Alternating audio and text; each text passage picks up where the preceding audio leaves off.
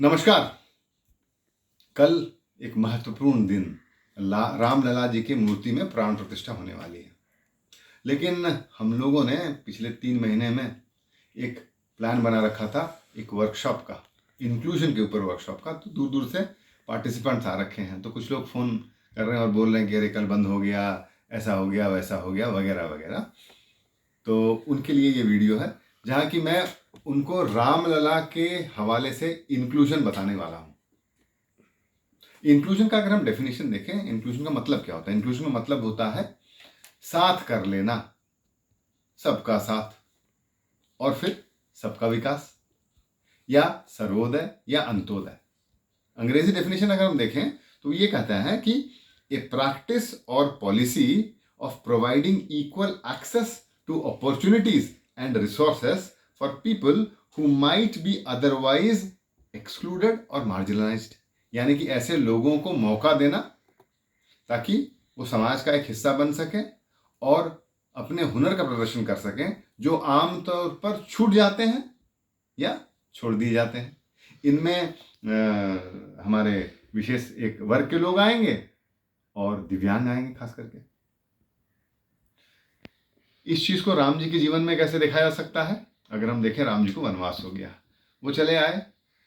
कई लोगों ने बोला कि सेना अपने साथ ले जाओ। राम जी ने कहा नहीं, वनवास मुझे हुआ है, मैं अकेले जाऊंगा। तो माँ सीता और लक्ष्मण के साथ चले आए। रहते थे पंचवटी में। एक दिन की घटना हुई जहाँ की दुष्ट रावण माँ सीता का अपहरण कर ले गया। राम जी वापिस आते हैं और देखते हैं कि एक गिद्ध जटायु कटा पिटा पड़ा हुआ है, मरने मरने के हालत में। पूछते हैं क्या हुआ? जटायु बोलता उस दिशा में रावण ले गया माँ सीता को। ऐसा नहीं कि हड़बड़ा के भाग गए राम जी उस दिशा में, ना, मरते हुए पक्षी को छोड़ सकते थे, लेकिन उन्होंने उसका विधिवत अंतिम संस्कार किया। इंक्लूजन का पहला उदाहरण। दूसरा, जैसे जैसे वो आगे बढ़ते हैं, बड़े दुखी होते हैं और मन भारी हो जाता है उनका, तो रोते बिलखते हैं। तो उपेंद्र भंज ओडिया रामायण में लिखते हैं, वैदेशी विलास में, कि एक मुर्गा उनको सहानुभूति देता है, उनको उनका ढांढस बंधाता है और कहता है कि इसी दिशा में मिल जाएंगे मिल जाएंगे। राम जी हल्के होते हैं और कहते हैं कि चलो तुमने मेरा इस बुरे वक्त में साथ दिया, मैं तुम्हें एक सोने का मुकुट देना चाहता हूँ। मुर्गे ने कहा कि ना, सोने का मुकुट नहीं, यूं ही लोग मुझे मारते पीटते खाते रहते हैं और ज़्यादा परेशानी होगी, इसलिए आप मुझे एक चमड़े का ही मुकुट दे दीजिए। तो जो कलगी है, ऐसा कहते हैं कि राम जी की देन है। आगे बढ़ते हैं। एक बगुला कहता है कि इस दिशा में गए, माँ सीता का आंसू मेरे ऊपर गिरा और मैं सफ़ेद हो गया हूँ। तो बगुला का भी धन्यवाद किया और आगे बढ़े। आगे किष्किंधा में मुलाकात होगी वानरों से। हनुमान सुग्रीव सेना बना ली और सेना बनाकर आगे बढ़ते गए। जैसे जैसे आगे बढ़ते गए और युद्ध का दिन सामने आया, वैसे वैसे सारे वनवासी भी उनके साथ जुड़ते गए। तो वनवासी साथ जुड़ गए। साथ ही साथ तमिलनाडु से तो गए थे, तो उनकी जो पूरी आर्मी थी उसमें अधिकतर तमिल के ही लोग होंगे, तमिलियंस होंगे। तो तमिलनाडु के लोग भी जुड़े। पुल बनने की बारी आई। साथ ही साथ क्या हुआ, एक गिलहरी को उन्होंने देखा कि वो पानी में डूबती, रेत में आती, फिर अपना रेत झाड़ती पुल के ऊपर। पूछा कि क्या कर रहे हो? गिलहरी बोल रहा, पुल बनाने में मदद कर रहा हूँ। बड़े स्नेह से उसको पकड़ा, उसको ऐसे सहलाया और कहते हैं कि वो जो 3 सफ़ेद रेखाएं हैं ना गिलहरी के पीछे, वो राम जी की स्पर्श से बनी है। तो बड़ा स्नेह से हर किसी को अपना लेते थे। दिन बीते, विभीषण आ मिला राक्षस, उसको भी अपना लिया राम जी ने।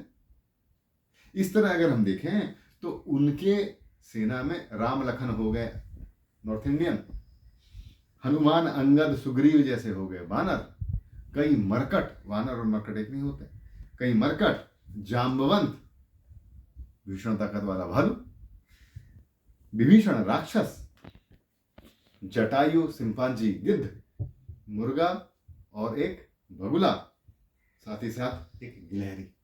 उसके साथ याद होगा समुद्र को भी हाथ जोड़ते हैं कि वह रास्ता दे दो, तो नहीं मानता तो गुस्से से फिर अग्निबाण उसके ऊपर प्रहार करने जाते, लेकिन समुद्र उठाता और समुद्र को भी मनाने की कोशिश की थी। तो सिर्फ लोगों को ही नहीं, लोगों को, जीव जंतुओं को, समुद्र को, पहाड़ों को, हर किसी को खुद में समाहित किया था राम जी ने। तो था एक इंक्लूसिव आर्मी था, इसलिए इतने शक्तिशाली राजा दशानन, रावण जिसकी सोने की लंका थी, कुबेर को जिसने बांध रखा था अपने पास, इंद्र को जूती पे रखता था, ब्रह्मा का चतुर्थ पुरुष था, ज्ञानी, बुद्धिमान, ताकतवर, धनवान, ऐसे एक राजा को उसी के राज्य में हरा दिया, क्योंकि आर्मी उनकी इंक्लूसिव आर्मी थी।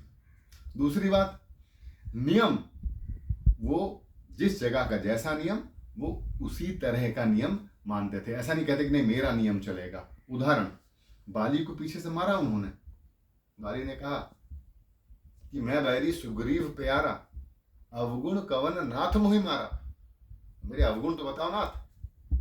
तो राम जी ने क्या बोला, अनुज बधु भगिनी सुत नारी, सुन सठ कन्या सम यहचारी, यानी कि भाई की पत्नी, बहन और इस तरह की जो महिलाएं दूसरी होती हैं वो हमारी बेटियों जैसी होती हैं। तुमने एक गलती की, अपने भाई की पत्नी को अपने साथ रखा, इसलिए तुम दंड के अधिकारी हो।